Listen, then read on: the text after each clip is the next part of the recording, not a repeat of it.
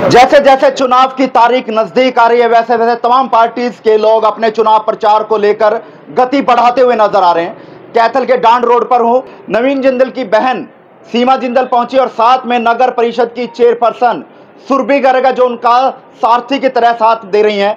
फिलहाल मौके की तस्वीरें जो पतंजलि का शोरूम है वहां पर जो महिलाएं उनसे रूबरू हुई हैं, लेकिन सीमा जिंदल से भी जानेंगे किस तरह का चुनाव प्रचार चल रहा है और किन वादों को लेकर किन बातों को लेकर लोगों से मिला जा रहा है। फिलहाल मौके की तस्वीर है जहां पर जो बिजली विभाग के डायरेक्टर हैं ज्योति सैनी वो भी मौजूद है, तमाम पार्षदगण मौजूद हैं। फिलहाल सीमा जिंदल जी हमारे साथ। नमस्कार मैडम। नमस्कार। कैसे हैं आप? एकदम ठीक। चुनाव प्रचार कैसा चल रहा है? चुनाव प्रचार बहुत अच्छे से चल रहा है। कल आप सबको जानकारी है कि नवीन ने नामांकन पत्र भरा है, तो अब उसके बाद चुनाव की अब जैसे जैसे गर्मी बढ़ रही है वैसे चुनाव की गर्मी भी बढ़ेगी और सब जगह जा रहे हैं। बहुत पॉजिटिव, बहुत अच्छा सब जगह मान प्यार मिल रहा है और मैं तो एक बहन की तरह से सबके पास अपील करने आई हूँ कि नवीन आप सबका भाई है, आप सबके लिए बहुत अच्छे प्रोग्राम, बहुत अच्छे स्कीम्स लेके आ रहा है, तो आप सब अपना आशीर्वाद, अपना सहयोग वोट के रूप में उसे ज़रूर दें।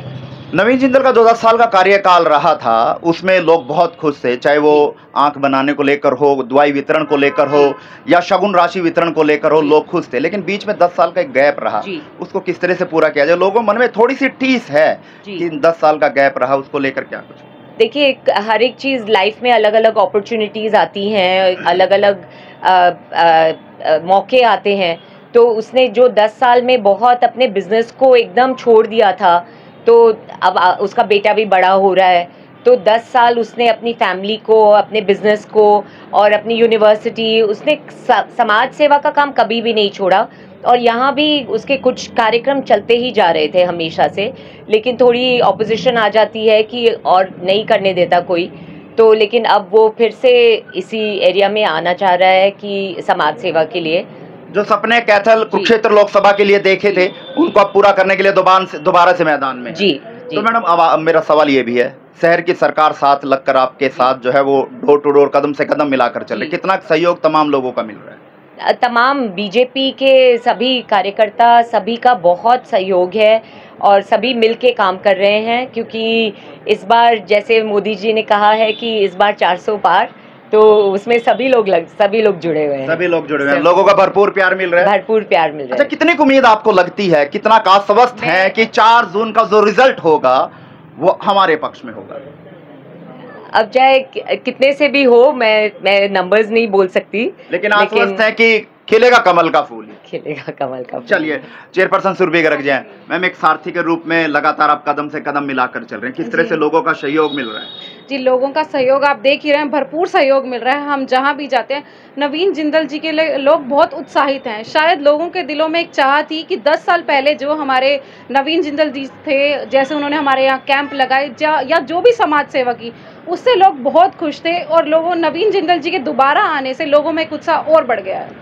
तो लगता है कि जैसे कि आप चेयरपर्सन हैं, कैथल की कमान संभाले हुए हैं, शहर की कमान संभाले हुए हैं, अगर नवीन जी चुनाव जीतते हैं यहाँ से, तो दोनों का तालमेल कुरुक्षेत्र लोकसभा और कैथल को लेकर कितना विकास कार्यों में जो है वो गति बढ़ेगी? जी, ये तो सभी अच्छी तरह से समझ ही सकते हैं। ये डबल इंजन की सरकार और ट्रिपल इंजन की अगर सरकार हो जाए तो विकास की गति में छठा गियर लग जाएगा और विकास की लहर फिर से दौड़ पड़ेगी। जैसे आपके कार्यकाल से, आपके कामकाज से शहर के लोग खुश हैं, तो नवीन जी को लेकर किस तरह से लोगों का रुझान देखने को मिल रहा है आप जहां भी जा रहे हैं?